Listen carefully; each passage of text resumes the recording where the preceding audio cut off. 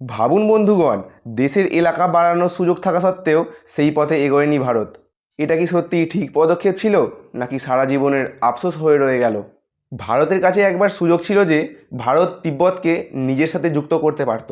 1947 সালে যখন ব্রিটিশরা ভারত ত্যাগ করে গেল, তখন তিব্বত স্বতন্ত্র দেশ ছিল, নিজের সৈন্য, নিজের পতাকা আর নিজেদের সরকার সহ। সর্দার বল্লভভাই প্যাটেল চেয়েছিলেন যে ভারতবর্ষ তিব্বতকে সামরিক সাহায্যের মাধ্যমে সংরক্ষিত করুক বা দেশের সাথে যুক্ত করুক। কারণ মহাশক্তিধর চীন আর ভারতবর্ষের মাঝে তিব্বত ছিল প্রাকৃতিকভাবে তৈরি প্রাচীরের মতো। কিন্তু জওহরলাল নেহেরু ভারতীয় চীনা ভাই ভাই নীতি পালন করেন।